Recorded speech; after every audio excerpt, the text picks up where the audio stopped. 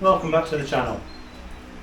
As you saw in the video I put on the other day, we fitted the white SS shock absorber on this, and I did say I was going to show you how to set it up, so it's an optimum performance really for riding off-road, on-road.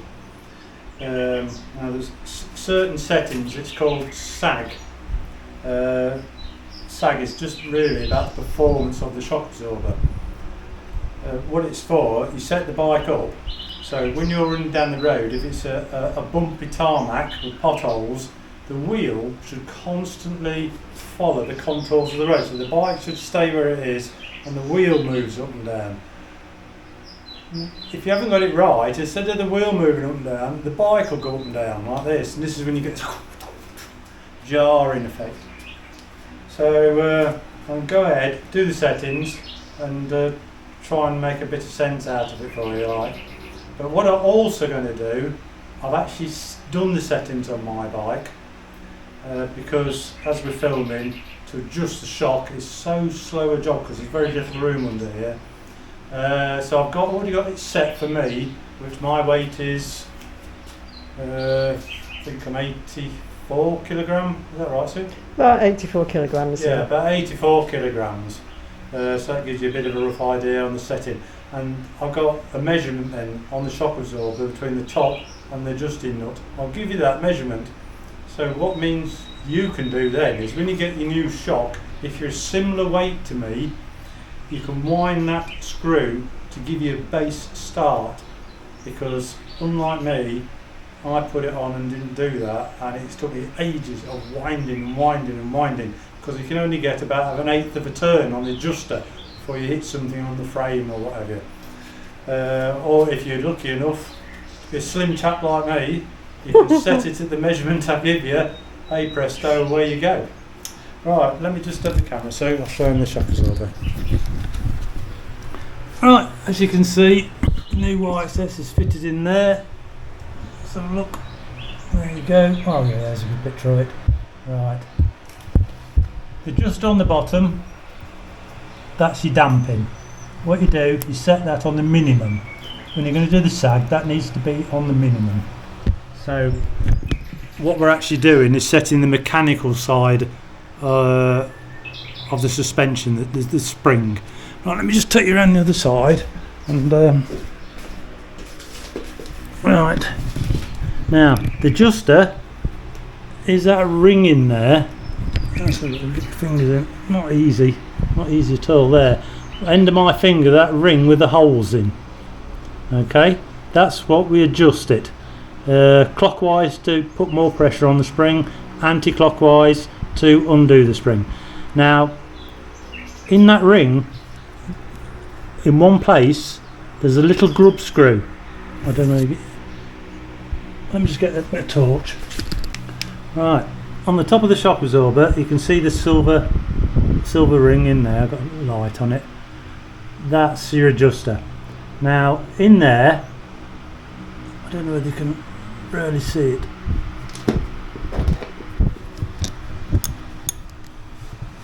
Just shine that torch in there for me, please. I'm going to be lighting that up. You're lighting the footrest up. There. In there, end of that bar, there's a little tiny grub screw. What you need to do is an Allen key that comes in the kit with it. There. You need to undo that grub screw before you fit the shock absorber. Because if that grub screw isn't in that place, you can't get the Allen key in to undo it. If it happens to be round near the engine, it's nigh on impossible. So undo that grub screw before you fit the shock absorber. Right, what you got to do first, job, I've already took this off. Look at this piece of plastic. This is a splash guard. It fits under the back of here. And there's two bolts about here for it, one either side. Oh. And then if you take the back seat off, which I have, there's a bolt either side of here. You take them two out and then you can pull this piece of plastic out. Let's put that out of the way, we don't need that. Right, I'm going to show you now how we're going to set this up. got a whiteboard here. What I've got is, this is the bike's total suspension travel, is 180mm. That's how far the shock absorber is going to travel up and down. It won't go any more than that. Now we've got 3 letters, A, B and C. Right, A, that is a measurement for when the bike is as it is now, stood on its centre stand with the back wheel off the floor. I think as I'm going to have to move the bike off the stand and on the stand, and my weight on the bike, which is part of the setting, I think I'm going to get Sue to do all the measurements. There you go, Duck. Oh, thank you. Please be gentle with me, guys. Right, you know where to measure the top of the thread to a point on the 540. 540mm. Okay, do you want to write that on your board? Yeah. Right, so that's A, 540mm. Okay, go on. A is 540mm. Right. The next measurement B is the bike stood on the floor under its own weight. This is called the static sag. Right then, Ian, are we going to have the bike on the floor? And I will measure for you. I make that 520mm. And you've measured that from the same place? Same place down here to the top of the indicator. Okay, good. We'll just put that on the board. Right, we've just done measurement B, which we got at 520. There we are. That is the weight of the bike on the floor under its own weight. To get the static sag, we need to take figure B from figure A, which gives us a result of 20mm. Therefore, the static sag of the bike is 20mm.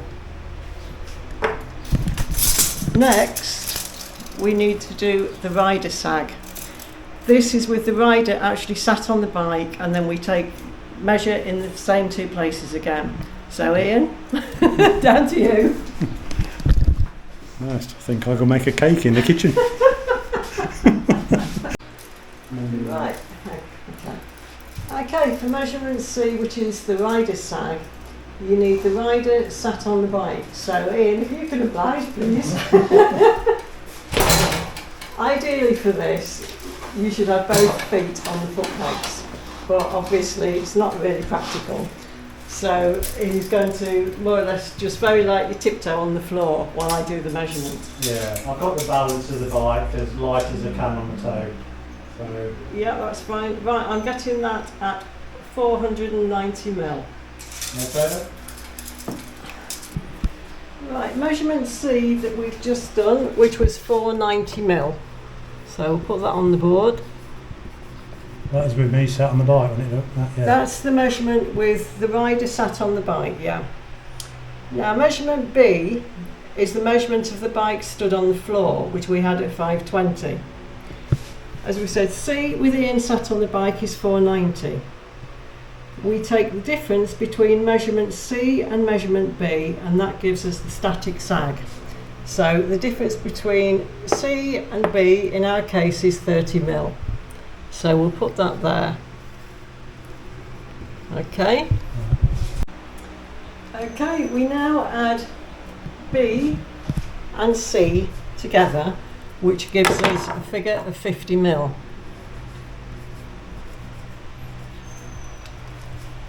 This figure is known as the total sag of the bike. So we can safely say the total sag of Ian's Himi is 50mm. Right, as I've got Sue to do all the hard work now, we get a figure here of 50mm. How we got this figure of 50mm? A was our weight of the bike with the back wheel hanging in mid-air. This B was the weight of the bike with it sat on the floor under its own weight with no pressure or luggage or anything on the bike. That figure gives us 20mm, the difference of the two. C was the figure with me sat on the bike. And the difference between, you take away the difference between B and C, that gives us 30 mil. Now what you do, you add that together, that gives us a figure of 50 mil. It sounds a bit complicated, but once you've looked at it a few times, it's not too bad. Now, as a rule of thumb, for road bikes, enduro bikes, your travel type bikes, your suspension SAG should be a third of your total travel. Now, the total travel of the Himalayan, the rear suspension, the maximum it can move up and down is 180 mil. So ideally, this figure here should be 60 mil. 60, 3 6s at 18. We've got 50. Now, the reason I've got a smaller number is because I'm stood here in my t-shirt, flip-flops and a pair of shorts. It's not exactly riding gear. So you should have all your riding gear on. Plus, if I got Sue on the back, that's added extra weight, only a small amount though. And if there's me and Sue and a bit of luggage on the back of it, it's even more weight. So with my riding gear on, this number here will alter. With Sue on the back, this number here will alter. We'll be closer to the 60 in actual real life riding. So then you 60, 3 6s at 18. I think our settings are about bang on now for where we are.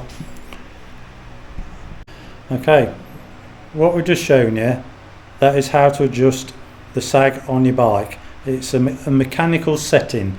It's you that set it, the bike can't set it itself. When you've finished that, and it's within them figures, that is the suspension set as far as the preload on your spring. Maybe adjusted your spring up and down. That is set correct. Next thing is get your Allen key. Now I did show you earlier where that grub screw was on that metal ring. You tighten that up. Now that grub screw has like a plastic tip on it, so when you're tightening it up it squashes into the threads. It's not going to damage your threads. So tighten that up, that's locked off. That means that that ring isn't going to move anymore. Damping. Oh dear me. Right, that was on using this here.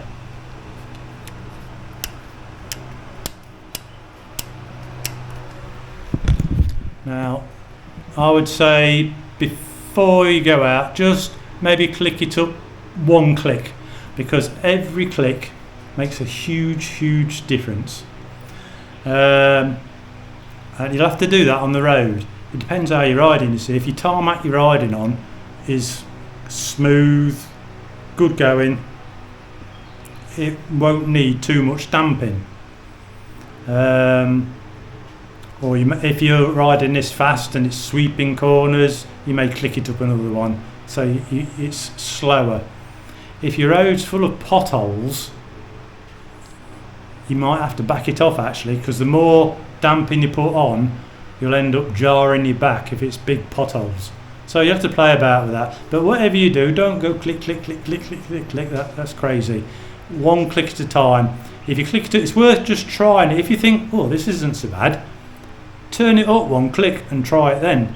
And if you think, oh, that's better, well and good. If you think, oh, this is seems a bit too hard now, click it back one. If you're off road, I would click it back one again if you can, because you need fast, high speed suspension off road. Right, what we're going to do first is, you have the camera, so. Yep. Yeah, I'll give you that as well. Oh, thanks. Very generous. We'll take this off the stand. Now, first thing you can try, this is what it should happen without me touching anything, is I can try to press this on the seat with my hand and watch the suspension front and back. We just go around, yeah. As you can see, the bike, front and rear, is going up and down at the same pace. Can't do it without holding it. Hold that with 2 fingers.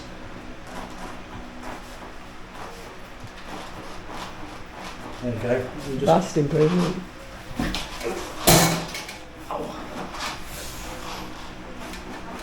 there. The bike should be travelling up and down together. Now, the front on the Himalayan is pretty good anyway if you just pull the brakes. I put 10 weight oil in my forks, made a huge difference. That is lovely. But what used to happen before was the front would keep in the potholes and bumps, lovely. And the back end was hard and it was kicking up in the air or just chucking me out the seat like this. Now the back should work like the front. If it's not quite right, you've got the adjustment to adjust it, but that's your base setting. Now the only other thing I said I would do, which I'll do now,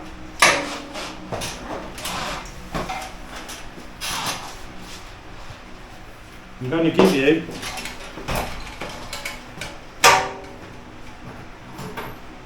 give me that.